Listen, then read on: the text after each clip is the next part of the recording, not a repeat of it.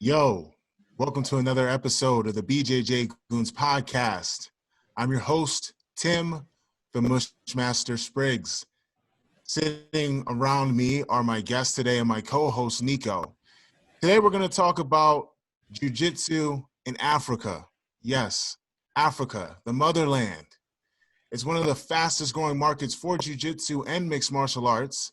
Today we have AK Rupert, Kelly Grissom, and Moustapha Diop to talk about the Lionheart Initiative, what's it about, how it began, and how it's helping spread jiu-jitsu to the entire world.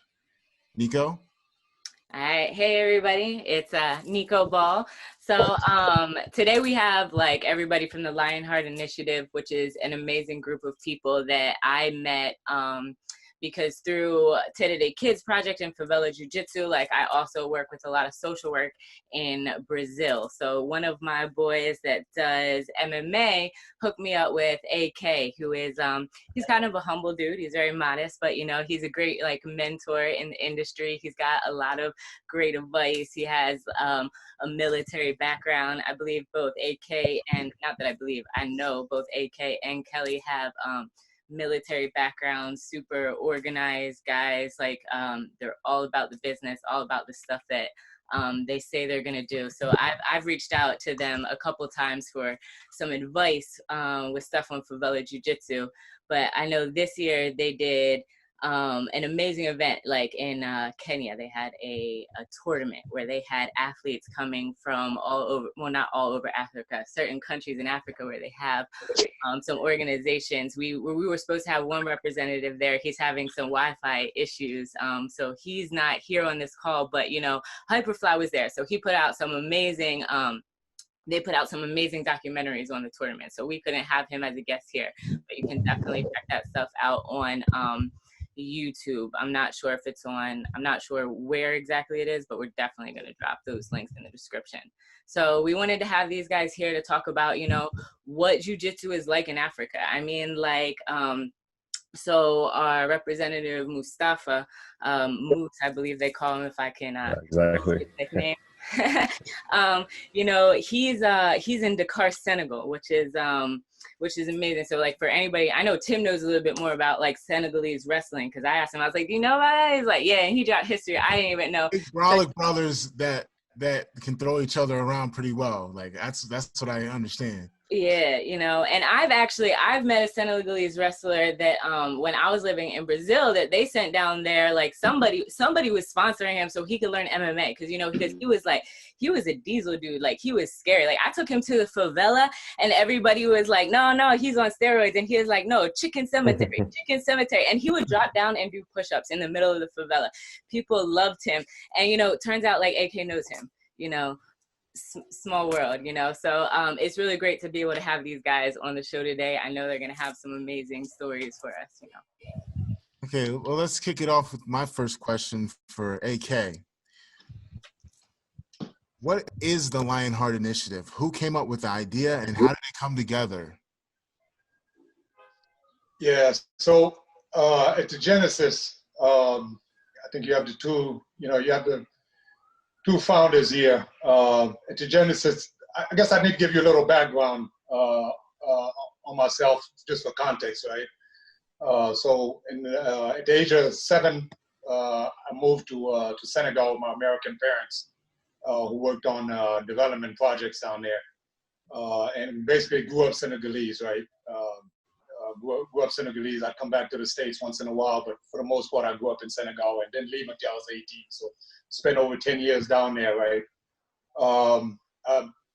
While I was down in Senegal, obviously was exposed to Senegalese wrestling and just a very strong culture, sports culture in Senegal, and naturally have a, not only an ethnic connection, but an emotional connection with the continent and a cultural connection just by virtue of living down there. So anyway, I wound up coming back to the States, fast forward to 2013. I'd already spent about 20 years in the Marine Corps. By then, was working with Kelly here on Quantico, who was also working for the Marine Corps. it was basically an idea of, being able to give back something, to a land that has given me personally so much, right? Kelly at the time, my kids were training with Kelly. He had just opened his gym, so him and I started talking about it, and it didn't take much convincing, right? He was all about it, and essentially we just cold called. On the first project, we just cold called, a judo instructor in Senegal, and told him kind of what we had in mind. That we want to come down there to help develop mixed martial arts and underlying sports, right? Which we can all agree that jiu-jitsu and grappling is a huge part of that. And he was all about it, right? So that's kind of how we got started. Kelly took half a dozen of his students down. We went down, had our first event. Our first project was a jiu-jitsu project. Resonated really well with locals, mostly with judo players.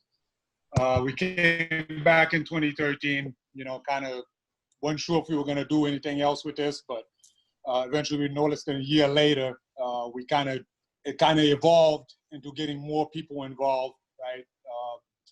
Starting with a jiu-jitsu guy that was in Senegal, and just started growing from there. And we started relying on volunteers a lot more. They were coming on the continent, or they were willing to come down, and that included MMA fighters, strikers, and jiu-jitsu types. So that's kind of how that's where we were in 2014. It evolved. By 2017, we had a solid network of partners, one of which, Nico just mentioned, Duan, that connected Nico and I a while back. And in 2017, we got our nonprofit status, became a 501c3 recognized IRS organization, and subsequently established a board of directors. Along the way, we're currently in 13 countries in Africa. We have local coordinators that represent us in these various countries, and they currently have 2 regional directors, one of which is Moose, who's online, and unfortunately, Mohammed Al-Munir out of Sudan, who's our East Africa representative, with Moose holding down, West Africa. So in a nutshell, that's it. Incredible. What exactly is like a service trip, Kelly? Like, what is a service trip? Well, for the most part, we don't really have any money, right? So people will contact us regularly thinking we got a bunch of money, and they'll say, I want to go to Africa and teach jiu-jitsu. And they assume, because we're a nonprofit, that we have money.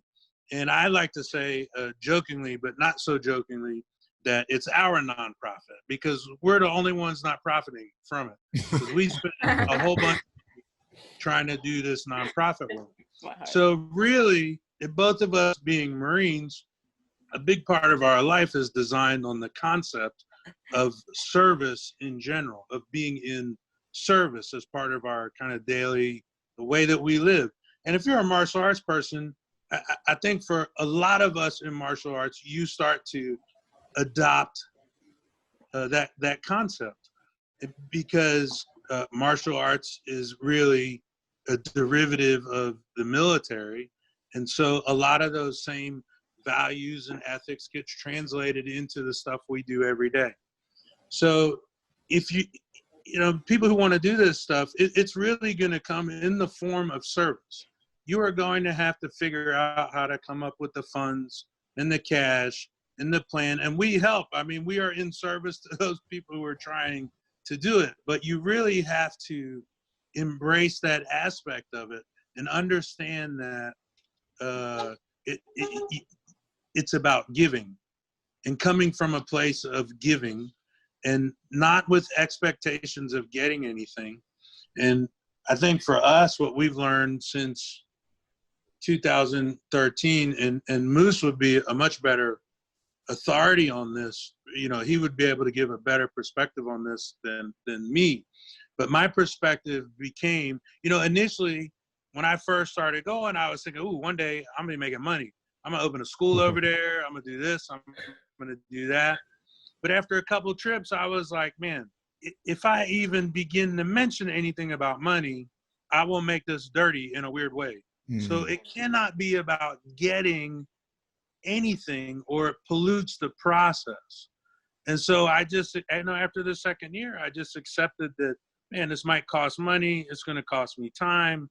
But if I'm really all about being this jiu-jitsu ambassador, like I say I am, then that's how it's going to go down. So when we say service trips,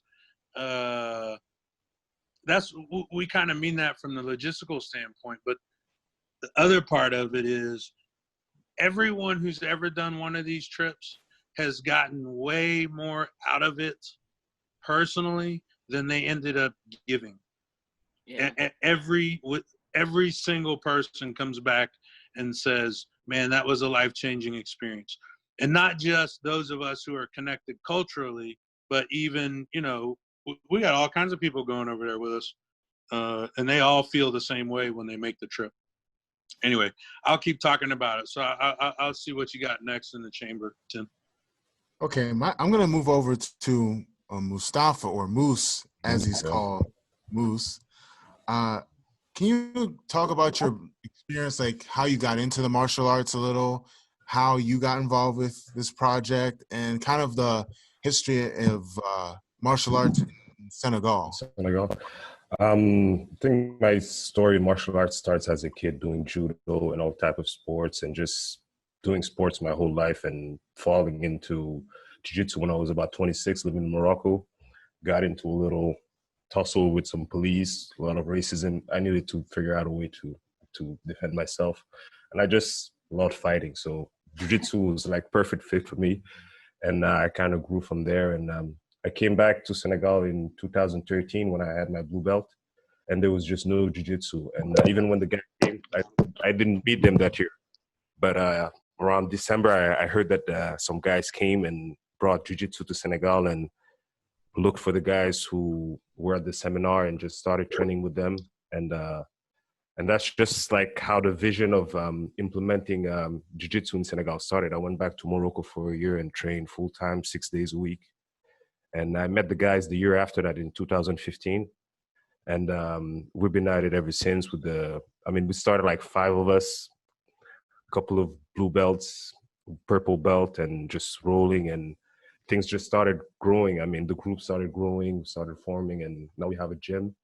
And we've been taking part to most of the Lionheart events and doing the most we could just to promote jiu-jitsu and just try to implement it. In my former job, I would travel around West Africa. So I would always have my gi in my bag and try to find some judo guys to train with wherever I went. And I don't know. And Kelly said it's a human experiment. It's just getting so much out of it, and it's volunteer work. I mean, there's no money in sports in Africa, basically. So what we're just doing is just improving people and getting to know people, and I think that's most of it. And to answer your question on the history of martial arts in Senegal, Senegal has great martial artists when it comes to judo, karate, kung fu. I mean, we have medals in all martial arts, and wrestling is a national sport. I mean, from kids to grandparents, like everybody's going to watch when there is wrestling on TV. Everybody's wrestling at the beach. And I kind of feel like no-gi jiu-jitsu is just a complement to that wrestling base that we have down here. And it's really growing. I mean, not really jiu-jitsu, because you know how hard it is just to talk about jiu-jitsu to people who don't know anything about it. Yeah. But MMA is just growing so much here. I mean, it's amazing, like all the messages I get every day about people who want to train MMA, and even amateur fighters, wrestlers, and even wrestlers who started getting into MMA, like traveling abroad to train. They're into jiu-jitsu now. I see them posting videos of them throwing arm bars and all that. And we haven't had them a lot of them at the gym, but it's like it's starting to come. And I'm kind of lost like in my rambling, but could you just repeat the question a little? I'm sorry. I just wanted, basically, I wanted to know like how popular like the MMA was. You pretty much answered that. And we had the major event in December.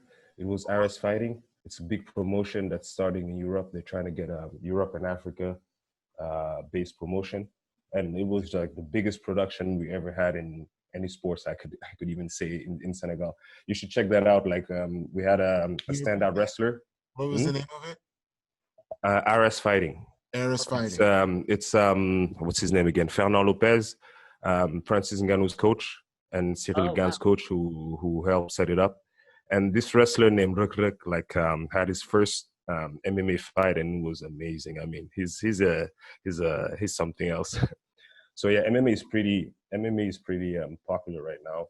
Yeah, because Ngannou does a lot of social work. Actually, he has a social project. Does he not? He funds one that Sam Cook from I see Sam Cook from England's always down there. You know, yeah, really great. He has a social project. I don't know if you remember this, Moose, but this probably maybe 2016 time frame or something like that. We shot like this little tiny video clip of you, and in that clip, we said something about MMA in Africa or something like that, and you were like, "Watch out, we're coming." Do you remember that? Yeah, I remember that was clip. for anybody who's in the UFC or anything, but I remember you saying that, like, "Watch out." I remember that clip because I think that I mean, for Senegalese people, were like a lot of people are tall, big, athletic, so just everybody's working out here. So it just makes sense that we have that potential already. We just need to have the structure and implement the whole culture around it. So I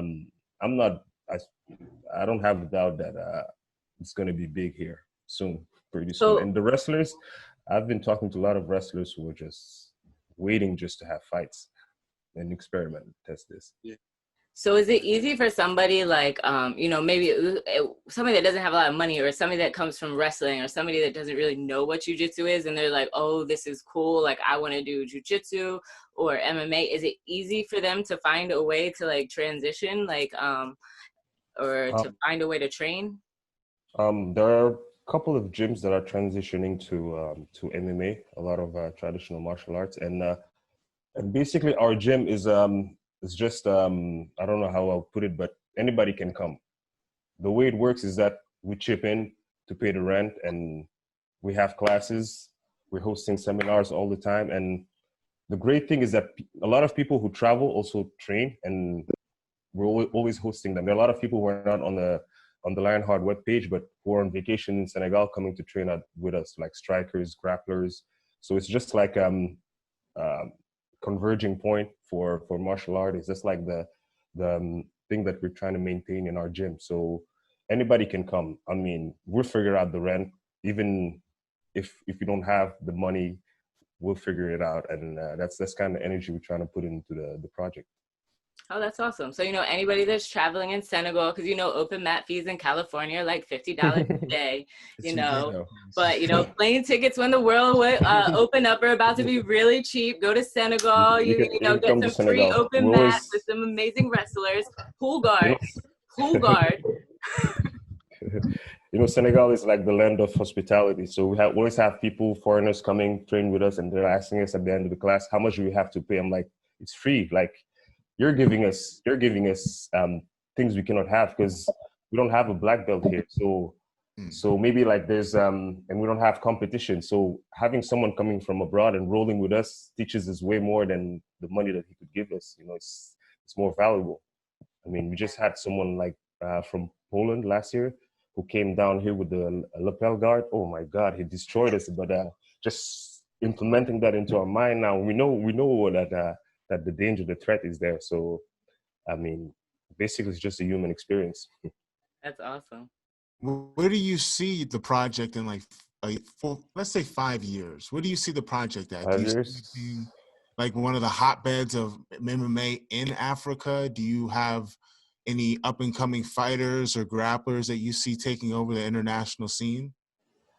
I mean, we're working on that. We're definitely working on that but the way I see the project in 5 years is having a complete program, like a kids program, women's program, maybe a self-defense program, and a competition team. We're definitely working for that because he's not on the call with me, but my partner on this project is Boubacar Diallo, who's been competing ever since he was a kid in judo, traditional jiu-jitsu, and all kind of sports. And he's a beast, and he's really into competition and pushing the guys all the time. And we're definitely working on that. But maybe in 2-3 years, we're gonna have a team that's strong enough and maybe funding to be able to hit IBJJF competition, all that. But that's definitely something that we're aiming for. And Tim, I'd like to comment on that too a little bit. You know, as this thing has progressed, I've personally been thinking like, okay, how much longer am I going to keep doing these trips and that sort of thing? Like for me personally, I think, you know, the legs of the Lionheart Initiative hopefully go well beyond what I'm able to see. But just for me personally, you know, how many more trips, what am I going to do? And I kind of made a personal commitment for me to see it through until Moose is a black belt, until Booba, his partner, is a black belt, and until Mo in Sudan is a black. Mo is a brown belt. Moose is a brown belt. Booba is a purple belt, super tough purple belt. So my personal commitment, not that those promotions will come from me, there's a collective effort to make sure these guys have legitimate access to legitimate knowledge. And then, you know, 5 years from now, we will have, you know, at least 2 black belts in Senegal, one of which is entirely homegrown. And then we'll have Mo in Sudan, who will be a black belt in Sudan. And once those guys are empowered with that authority of being, you know, legitimate jiu-jitsu black belts, then they'll start to, you know, then we'll really start to see the fruit. And then 10 years on, they're going to have their own black belts. But with an eye towards what happens in the next 5 years, and I just never had a chance to sit down and mention this to Lloyd, but for me, I would love to see a young guy born out of this program end up in the Metal Chasers and be a vanguard on the jiu-jitsu side, not just from the MMA side. You know, and like my team, my school, I'm equipped to, you know, bring guys over and have them train with me for a month or a couple weeks. And that was the plan actually for Moose, for Booba and Mo. We were working on that before the virus hit, you know, getting them here to train for some period of time. But in that structure, man, somebody in there is quote, the next world champion. You know what I'm saying? And that's my personal dream, is to see one of those guys matriculate through, you know, our collective network and be on that podium in June one day. And 5 years is not an unreasonable goal for that in my mind. I could see that for sure. Like, you guys have already done so much in like such a short amount of time. Like, I could totally see that happening. And I'm all for bridging the gap and like helping and networking. You know, I like the idea that, you know, it's like kind of Pan-Africanism in a way. Like, we're spreading the word to everyone. Like, you know, we're reaching out to each other and saying, hey, we all do martial arts. We have our traditional Senegalese wrestling. We have jiu-jitsu, and we're coming together and to make a difference. And I wanted to ask you first, AK, with like so much social upheaval going on and throughout what I call the African diaspora, what, if any, responsibility do we have as leaders of the martial arts community to instill social change, positive social change? Yeah. So I'll probably let Kelly and Moose give you your thoughts on that as well, as true martial artists, right?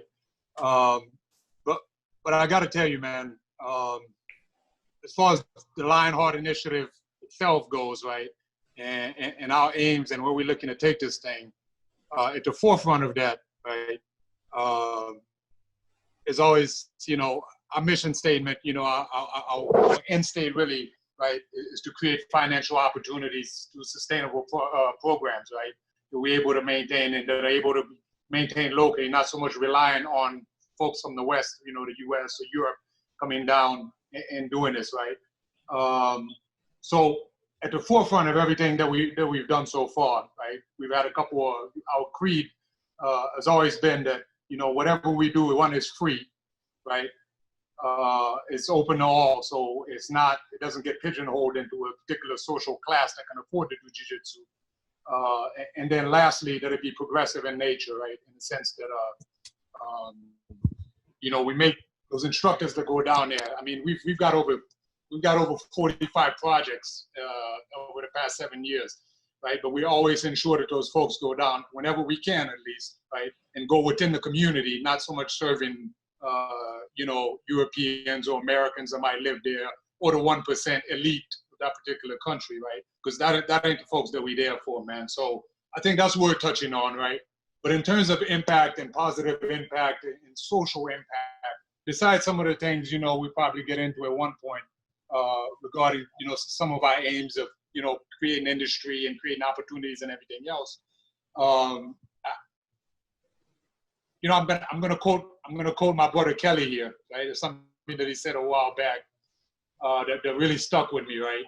And this was like in the early days of the Lionheart Initiative. He essentially said, man, that, you know, anyone on the mats training jiu-jitsu, right, or any other martial art for that matter, is significantly less likely, you know, to turn to crime or pick up an AK-47 to be involved in extremist activities. You know what I mean?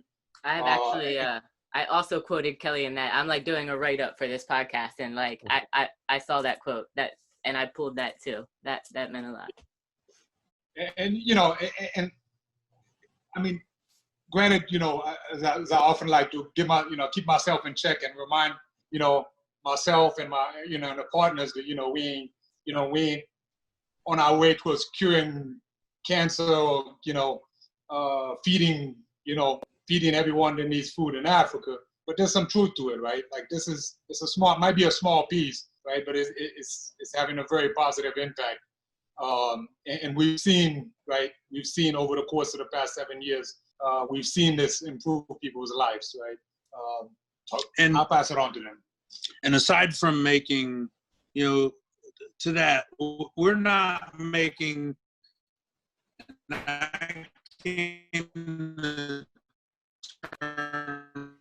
with this a little, we're making some important changes in lives who have proven to be significant leaders. And so to your earlier comment about where is it going to be in 5 years, to me, it really has just become about the legacy. It's not about me and Moose's relationship, or me and AK and Moose and Booba and Mo. The real legacy, the real difference is going to be two jiu-jitsu generations away from Moose, his students. And then that impact is going to be huge. You know, and that might be a 20-year footprint, but that's the one to me is really significant. If I had to chip in, I would have to say it's an identity thing, because I kind of feel like we're giving to people something that they cannot have at school, or they don't have in their community, something that's really new. The whole mindset of jiu-jitsu or martial arts of self-improvement that lacks in Africa. If there's something that COVID has shown, is that Africans have innovation and when they believe in themselves. Because when the borders shut down, we had to look for solutions, and it started appearing here because we didn't have a choice. And I kind of feel like I've been getting a lot of testimonies ever since Kenya of people that are practicing jiu-jitsu at the other end of Africa, just telling me what source of inspiration we are to them. And I think that's beyond what we're doing in the mat, beyond getting medals, getting belts. I think that's going to be the most important thing, like how we change people and how we help them maybe see the potential in them and have faith and confidence in them. So basically, I mean, that's the main thing I've been getting from this experiment, if I can call it an experiment. Incredible. Awesome. Yeah, that's awesome. You articulate it better than we ever will be able to. It's my job. Maybe that's the clip, Nico. Make that a clip for the Instagram. Oh yeah, no, definitely, because that's very true. Because like we always say, like on Favela Jiu-Jitsu, when we talk about you know, Jiu-Jitsu, for them, it's like, you know, it's very equalizing. You know, it doesn't matter if you're a doctor or a lawyer or anything, you know, like if you don't know what you're doing, you're going to get choked out, you know, and, you know, so it's a very humbling experience to go through. And it's just amazing for kids. It's very transformative. So then thinking of that, and like, so one thing that I always try with Day Kids Project with Favela Jiu-Jitsu is like talking about like sustainability, you know, like, so how do you make it function? Like, so, all right, so like when Moose and Kelly and AK aren't here, like, so what are your, like, what are your strategies? I also know you guys are very you have that military mindset. So what are your strategies for making sure like that the next generation can like continue with this kind of work? Yeah, that's a great question. Yes. So, you know, without getting into too much into the weeds, right? You know, our end state is really tied to what I discussed earlier, really creating those opportunities, using mixed martial arts and related sports, using jiu-jitsu to create opportunities and improve people's lives and help athletes grow, right? But in that, towards that end state, you know, we have some specific goals and objectives that we're going after, and you know, in a nutshell, it's basically developing athletes, you know, setting those conditions and creating opportunities for jiu-jitsu to grow, for MMA to grow, for these sports to continue to grow. And in doing so,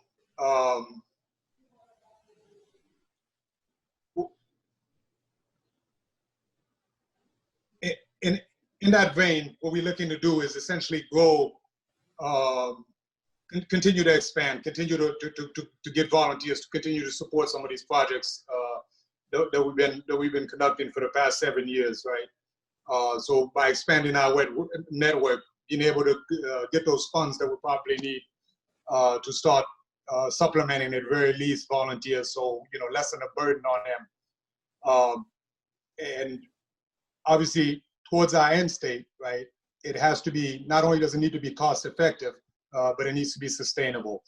And I agree with you. I'm glad you hit on that, Nico, because the idea of having Americans and foreigners and Europeans coming down there, again, a lot of our volunteers, you know, a lot of our volunteers come from abroad. You need to have a cultural and emotional connection to Africa. You know, your parents might be from Africa. They might be African American and just want to see what the motherland looks like, or they might have no connection to Africa, and you know, just want to adventure and do something positive, right? Contribute to a cause greater than themselves. But that, in the long run, is not sustainable, right? So, how do we make this sustainable? We have to start finding African solutions for Africans, right?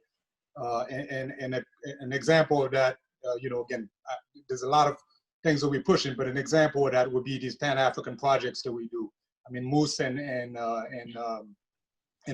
his partner Booba, just, you know, last year or year before that, went down to the Gambia and go down in neighboring countries. So traveling locally and go ahead and contributing. In East Africa, you see the same thing where our partners in Sudan are coming down to Kenya to either compete or to teach, right? Most recently, last February, we had a East African director that came down and provided classes in West Africa and Senegal, right? So went from Sudan to Senegal, go ahead and teach. And that's how you essentially get a long-term sustainable solution, is to having locals start doing it, having those local events organized locally. And the next piece of it, obviously, is really finding those sponsors that are going to go ahead and sponsor it. The truth of it is, once you start mixing it with business interests, it's got to make sense. It's got to make sense to potential sponsors, right? And unfortunately, there's a big body of water between us where it's a lot harder to find American sponsors to do this, unless you know, it's a lot harder to find American sponsors to do this, and we haven't quite cracked the nut on how to get local sponsors to get behind this, because the sport is still young, right? I mean, jiu-jitsu is completely foreign to most people in most parts of Africa, as is MMA, though MMA's got a bit more of a profile. So, yeah, this is why, to me, it just, from my perspective, the sustainability piece is identifying the rare, you know, special people like Moose and Booba and Mo. I mean, we touch in these, since 2013, on these trips that we've been doing, we've had thousands of people participate in seminars. And I've had tens of judo black belts or other people, just it's the same as here. They come up and they're like, oh, I'm gonna start doing this. I'm gonna train. I love this. I'm gonna train. People love it on seminar day, but then we go away and everybody goes away and it's time to go grind in the hot back room. It was Moose, it was Booba, it was a handful of dudes that showed up. The same game that we play here. And so to me, the sustainability piece goes back to heavily investing in those individuals to a point where, you know, they just don't need me or us or our authorities or anything. So that Moose and Booba have all those inherent authorities themselves. They will carry on. They love this stuff like we love it.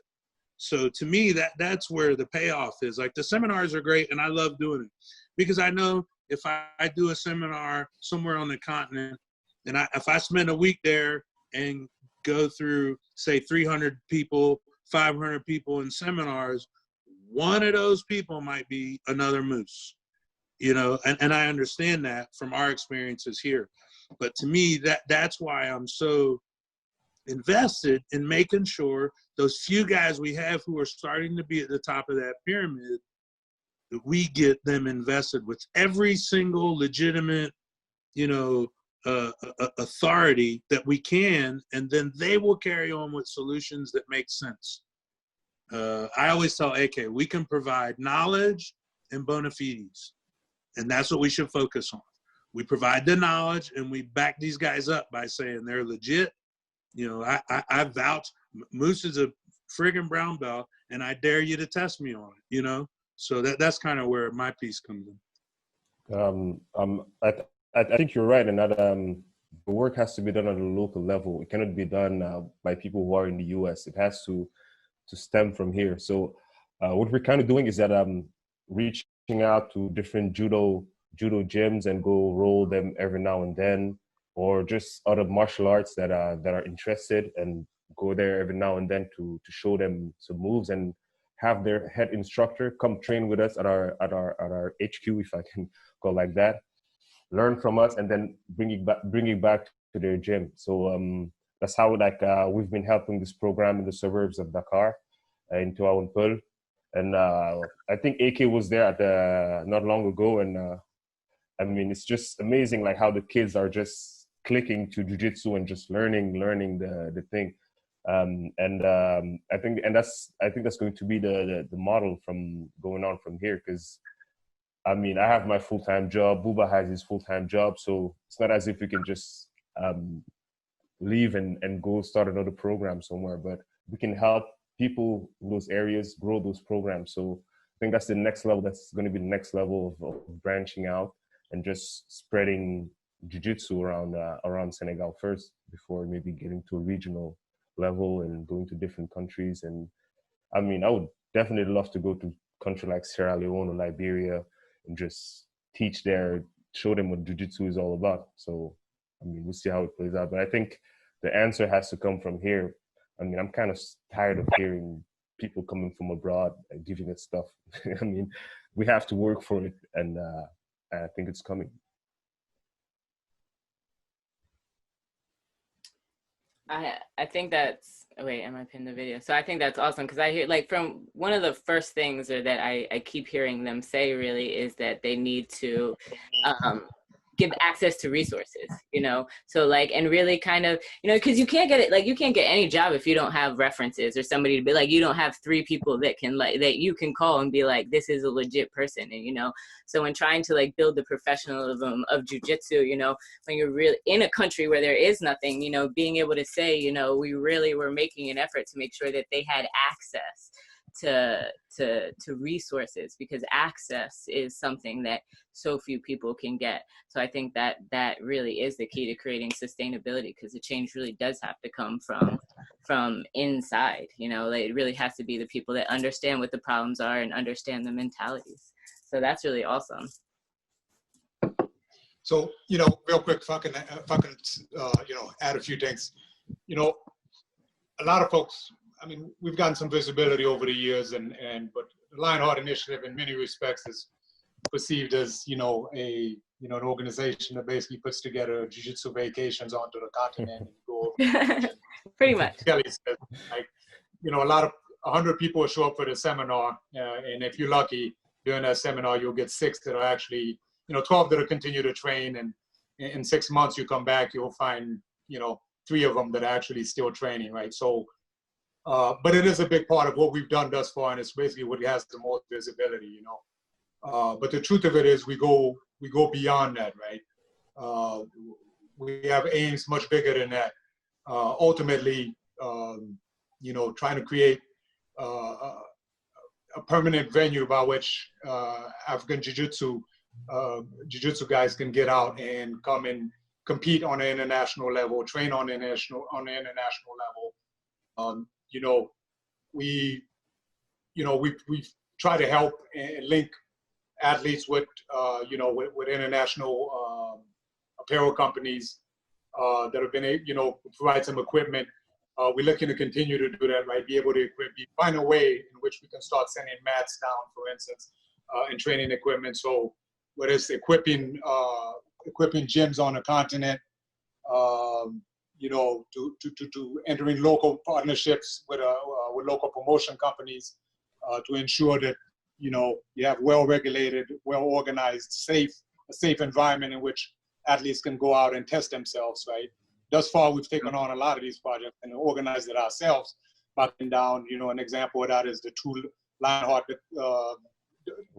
Dakar Opens, right? One in 2016, 2017, 2019 Nairobi Open, which we organized collaborating with local coordinators. We threw an MMA event together in Senegal back in 2016, 2017. But, again, that's not sustainable in the long run. So we're trying to get to a place where we enter limited partnerships for business organizations that are looking to, promoters that will put their own events together. And what we can contribute is, not only provide those credentials, which you mentioned, but also ensure that it is safe, right? And just as importantly, ensuring that the athletes are adequately compensated, right? And that there's something in it for them. And that, this, again, I could talk about this stuff for days, right? But as a great, we're looking to expand, get to a place where we can start compensating some of the folks on the continent, that'll spend a lot of time working for this organization like we have in the US and in other parts of the world. As I mentioned, we have a board of directors of like 13 members, some of them here in the National Capital Region. Saida Durkee is one of them. Duane Owens is another one who I know you all know, and too many to name. But we also have other partners that are, spread out throughout the world that are volunteering and giving their time and energy. Locally, you have local coordinators that are also doing a lot of work, and they're all volunteers. We're all volunteers. No one's ever gotten paid. So we want to get to a place where we can start generating an income to be able to compensate these volunteers a little better, right? Hire or at least entice, industry experts to volunteer and advise enterprises, right? On how to develop, how do you put a gym together, right? How do you organize a gym? I mean, there's a science to all of this, right? And really creating sustainable employment and employment opportunities for folks in the Brazilian Jiu-Jitsu and MMA industry. And as I mentioned before, another thing that we're looking at, and this is not even as long-term as that, this is one of our near-term goals, is to essentially find a pathway by which athletes on the continent can come over to the US, right, where there's more infrastructure, there are more gyms to actually train here for a sustained period of time and go back and take those skills back, right? That actually is cheaper and it makes more sense than a half a dozen Americans going down there for 1 week. You bring an African, again, some of the guys that have shown their ability to lead and have decided to take an active role in the organization, bringing them to where they can develop and take those skills back, right? And ultimate goal, having a permanent gateway by which African athletes, whether it's in jiu-jitsu or MMA and other sports, can get out and compete on an international level, right? So. We do something slightly similar. We have guys come from Brazil to train, but the idea of having guys come here, like say, for instance, we have the jiu-jitsu athletes come here for 8 weeks for World's Camp or Pans, because I know Brazilian teams do that. Nico knows, like Brazilian teams, they'll have like a Atos or a checkmat. They'll bring everybody from across the country if an affiliated come train. But we could totally do something similar with all the schools, at least in the DMV, you know. Mm-hmm. Man, I had an amazing talk with Muhammad one time where I asked Muhammad, like, how did you end up, here doing this? And he told me this amazing story about, like, Master Lloyd talking to him before he was about to head back, and that, hey, you have an opportunity to do something great if you stay here and train, et cetera, et cetera, et cetera. And I would just say, like, man, there are 10 Muhammads running up and down the beach in Senegal right now. There's like 10 of them hanging out together, running up and down the beach like, I want to learn, something. They're there. So I want to get that gateway opened up, and I want to see that happening on the regular. And I'm trying to be the first, I'm trying to be the vanguard. I'm telling you, if this stuff hadn't hit, Moose or Mo or Booba, one of them would be, we would be in the middle of the plans for them to be at my school for as long as we could keep them here, 2 weeks, a month, whatever they can afford to leave behind. And I would like to see that, all over the place, but especially in a DMV and in our connected network of schools. I think we are uniquely positioned to bring these guys in. You're part of the #1 American team, and it just happens to be also African-American led.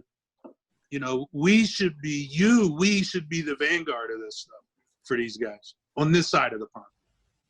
I totally agree. I've been talking to a lot of other members, like African Americans in Jiu-Jitsu MMA, and we were all discussing how we could network better, and just how we can make it so we have a voice and we can help other people. Like, I would love to have a training camp where we just bring guys over and we exchange. Like you said, like, we're about to have a scenario where Africans have 3 of the biggest, toughest titles to get in the UFC. We have Sadiq Youssef, we have Stylebender, we have Francis Ngannou, we have Kamaru Usman, countless others, giant continent, phenomenal athletes. I think it only makes sense. And, when we go off air, of course, we should totally discuss ways to make it happen. But, I think it's fully in the realm of possibility to happen. And you talked about COVID. How's it affecting the program over there for you, Moose? It's had to stop. I mean, I think last time we trained with the group was March 10th. And I think the state of emergency is going to be extended till the end of the month of June. So maybe in July we can resume. But we've been having these private classes with the guys. I mean, we couldn't stay this long without rolling. So we just started rolling last week. And with some of them that have computers and phones, we're having these Zoom classes. I was going to ask about the virtual classes over there. Yeah, so we're also having like virtual classes with Senegalese black belt who's in the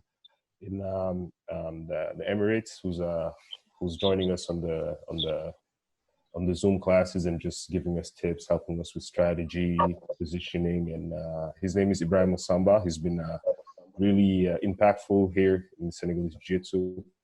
So that's basically what we've been doing, and just maybe try to have private classes with no more than 4 guys, going to do conditioning on the beach, running, and just trying to stay in shape. And yeah, but there's not much we can do right now. The state of emergency is over. All right. Awesome. Nico, do you have any further questions? No, that's like for them. That's pretty much it. Like, you want to get into fan mail? Let's do some fan mail. And he actually did touch on like something somebody was asking about virtual classes, right? Absolutely. Which would be that was the first question. I can read it off. All right, go ahead. Okay. The question is from MixBoy632. Are online classes like Gracie Academy as effective as going in there in person? Thanks for the question. Yeah. And I'm curious for like just Moose, just show off. It's like, do you guys have online classes there? Like, do they market them? Like, Not at all. But the thing is, we have not at all. But we have this secret group on Facebook with the whole curriculum, of jiu-jitsu from white to blue. so you've always had that, or that's something since quarantine? That's something we always had, and to some of the guys who are not in Dakar training with us, I might give them access to the secret group, and they can use it. But so you have the underground online, you know, that's what it was before it became like, before people learned to market stuff, right? Exactly. So you guys, you know, do look for a way to actually put stuff up online for students. Since, like I said, we have the black belt, Ibrahim Samba. He's not here all the time, but we had just the idea of filming him, showing us a couple of moves, like basic stuff, escapes, submissions, and sweeps, and I'm sharing it with a couple of people every now and then. Okay, so he got that secret technique. There's also just for consideration as well with the online stuff. Like Moose has some access where he's at, but you know, infrastructure wise, they do not have universally available, you know, the same level of bandwidth that we do here. So I would assume it's like you can definitely use it, but a lot of people, some people just, you know, don't have access at home, or they may have access in a very specific place. It wasn't until maybe our third or fourth year we kind of like figured out how to make sure we had access where we were living, because the first couple of years we used to have to go to like the nice part of town and go to a nice restaurant. We would work all day and then we would sit in a restaurant for 3 hours at night trying to upload what we were doing. So the online stuff is good, but you know, I think all of us in the jiu-jitsu world have learned during COVID, it ain't got nothing on being on the mat with somebody. And if you couple that with bandwidth and internet limitations, it starts to get a little bit sticky. But you know, we got to use every resource available, but it's something to keep in mind. They're just not in a position to do a Zoom session with 70 people. As we saw today, you know, we're just trying to do it from one other country, and we had to drop somebody out. So yeah, true. What do you think, Nico? You're a budding jiu-jitsu competitor. What do you think? It's like online classes. I mean, I've never really been into online classes unless I've actually been directed to study something, particularly by like a coach or a teammate. Or I remember before my first competition, I had no idea. I didn't even know what pulling guard was. So like clearly I had to YouTube that real quick. And that was really helpful. You know, that saved my ass, like down in Rio, because my first competition was in Rio, you know.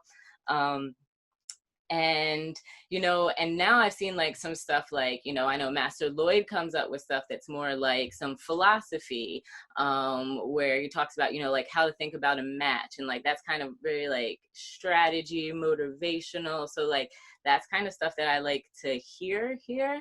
But as for like technique wise, like, you know, I want to be able to do a technique on a person, and then I want to be able to be like, yo, Tim, why isn't this working? And actually have feedback from a person in the gym. So it's like, I see the benefits of both, but, you know, especially as a blue belt, like if you just tell me to like go study film, like I'm gonna just sit here watching flow grappling for hours and I'm not gonna have any feedback. Like somebody's got to kind of like, you know, tell me where to dive in. So it's like, I could see like a good mix, but if you're like really trying to get on online classes, like I would definitely recommend that you refer to an upper belt before you just, because I know everybody is coming out with online stuff now too. So I would definitely at least try to find an upper belt, even if you don't have access to your coach, because I know not everybody has a coach, but like, I know like, you know, even if you're in some random country in Africa and you're just messaging like jiu-jitsu people on Facebook, one of them gonna get bored and be like, oh, it's some like BJJ dude from Africa, and they're gonna respond. Like jiu-jitsu people are like super nice like that. Like you can always get good advice. So like I would definitely go to online classes. I would look for some orientation if you're a lower belt. I think that of course, being there in person is amazing. It has its place. I think it's very important. However, from home, I think online classes can work. But from what I've seen a lot in the industry, it's one size fits all. Like they'll just show the move, that's it. If you have no context of the technique you're learning or how it feels, or you've never done it before, you learning the move and not feeling it in person is null and void. It's just a waste of your time. Now, what I do is I offer virtual coaching. So on my website, timspriggsbjj.com, I teach virtual coaching. So what I'll do is I'll critique matches. I take people's matches and I'll do a voiceover with a cursor like I'm John Madden and breaking down what they do wrong. That's what I would do. And that's what I do. Like people pay me to do that. And they tell me all the time, like before I would just train and then I just would have no idea. And even if my coach would look, they're not looking at me. I need an eye in the sky. And then even if you tell me what to do, I need to know why and I need to see it. So that's why I started when I teach online with virtual coaching, I do match critiques like that. Now with like overall coaching, like if I'm trying to teach someone jiu-jitsu or help them be a champion, although it's not as good as being in person, what I would suggest is having a black belt look at your footage and explain to you what you do, why, and how you win. So when I teach kids, what I started doing was I would make mind maps of the moves they did. Because at the lower level, they're not doing too many moves, but there are kids that they'll do the same move over and over and they'll always win. And then I started looking at kids I would coach and I was like, okay, you like to pull guard, you go to this position, this position, this position, and you do this submission. But if you don't have a coach, you're just going out there and fighting. So if you have somebody doing a mind map, which I also do, someone that knows your techniques better than you do and maps it out for you so you know what to do. So at any point in a match you feel stuck or you don't know what to do, you know what you've drilled or what is your specialty. So I'll have people I teach, even now I'm not teaching them in person, I'll be like, look at your mind map, take your brother or sister, or just mental drilling of the stuff you do. Because if you look at Hajar, Shanji, Buchecha, they don't do every single move. They do about the same 5 or 6. Like Rafa Mendes, if you just had a silhouette of them fighting each other, I could tell who's fighting who, and I'll tell you exactly what they're doing. So to answer your question, Mixed Boy, I think it can be effective. Now, if I had to pick one or the other, of course, I would want to be in person. But I think online training under the right parameters can have huge dividends, even if you're home alone by yourself. I've rolled with people who only train through YouTube videos, like learn jiu-jitsu through YouTube videos. And the weird thing is that I feel like they don't know where the danger is coming from. So that's maybe the thing I would criticize about online learning. I mean, you can learn the moves easily, but the principles behind it, where the danger is coming from, but the positioning, the weight, you don't get it. You cannot get it from just online classes. So I guess it complements well if you don't have a black belt or experiment or a higher belt near you, but I think you still need that input. Yeah. Good point. Very good point. I don't. Oh, we have 2 more, Nico. Do you have them up, or you want me to read them off? Yeah. Well, yeah. The next one would be if you could fight one of the Gracies, which one would it be? And that is from Till Journey's End. Yo, I got that so wrong when I first read it. I was like, I thought it was TLI. I thought it was a team member. I thought you were, it was like, oh, really? No, sorry. I said I was not going to read these names off because I wasn't going to be able to read the name, but he went with the Mixed Boy so well. I was like, all right. It's like, gotta show love. Even if they got crazy names, I still got to show love. I can't be like from anonymous. I fight Hickson, man. I fight Hickson. Like you would fight? Do you feel like you would win? What do you mean? Do I feel like I could win? Of course I think I would win. What am I gonna say? No. I mean, well, I don't know, cause me is like, okay, Gracie's. Which Gracie am I gonna fight? I'm the girl. Kira maybe, do I feel like I go, no, I'm gonna get my ass beat. Like, so, but I was like, maybe I could go on one of her kids. Like, but then I'm gonna have all the Gracies come at me for trying to go on like a small child. But that's the only one I could actually beat if we're talking about Gracies I could beat. Like, so. I gotta shoot the fair one with Hickson just to see like the power levels. Like if you gotta fight Goku, man, just once. You gotta see what it's like. So you could know, like when I fought Buchecha, I was like, wow, like he's like that. Like, so you just gotta know. You just gotta get a feel for it. Anybody else? Anyone have a favorite Gracie they want to fight? Probably Roger, just to feel that tough pressure and just maybe know how much time it would take before you choke me out. That's a good one. Right? Damn. And last one is for you, Nico. Last question. Why Shopify from Res Hard Hitter 23? Why Shopify? For the BJJ Goons merch, because this was from your page. So why that? Because, well, clearly, like me and Tim have been working together.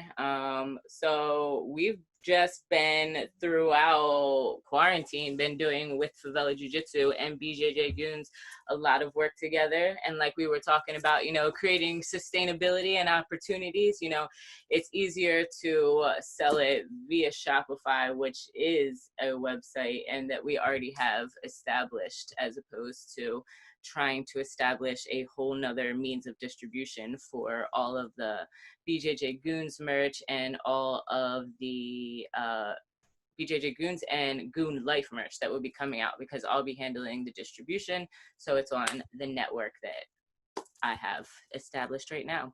So yeah, you can also catch the BJJ Goons podcast. We have a small write-up that's on favelajujitsu.com. So if you want to know what the episodes are about, get some timestamps, that will be up there. But other than that, you can catch the episode on BJJ Goons YouTube and all of the normal stuff. It's just the merch that's going to be on favelajujitsu.com. All of virtual training and all that other stuff is the timspriggs.com. So yeah. Well, that's it for fan questions. Thanks for sending them in. Guys, feel free to send them to my DMs at BJJ Goons Podcast on Instagram. Gentlemen, anything else you'd like to plug before we wrap it up? Yeah, so I guess the only thing I throw out there is that we're still ongoing. Obviously, we took a break with this whole COVID situation, but we're always looking for volunteers, both to help, administration and management, fundraising. We're looking for volunteers of all types, whether they travel to Africa or not. And I know this podcast focused a lot on Senegal, naturally, because we have Moose, who's our West African director, but also lives in Senegal. But just keep in mind that if you're interested in volunteering and actually going to the continent, we're in 12 other countries, and you can find all this information on a website at MMAforAfrica.com or BJJforAfrica.com. Just look up the Lionheart Initiative in Google, and Lionheart Africa, Lionheart Initiative, and we'll pop up. Again, we're in 12 other countries. I would try to name them off. I can give it a shot if you want. You don't mind, Tim? Go for it. I'll probably fail though. Let them know. Let them know. So But obviously Senegal. We talked quite a bit about Senegal. We got Sudan, who more didn't make it. We got the Gambia. We got Cote d'Ivoire, Ghana, Togo, Benin, Uganda, Chad, Seychelles Islands, Kenya, Uganda. I think I might have mentioned Uganda before. No, you got 12 though. You hit 12. You hit 12. Botswana. You hit 12. So we out there. So just please go on the website. There's there's instructions on how you can help, how you can get involved, and you'd be surprised how easy it is and how little time consuming it is, and the big impact the folks can have. And again, if you're down to travel or you're headed to Africa, again, check out the website. You'll find a list of countries. Awesome. A bit more accurate than what I provided you. All right, we'll leave all that info in the description, so make sure you check that out. Perfect. All right. Anything else, Tim? That's it. Thanks for everybody for listening.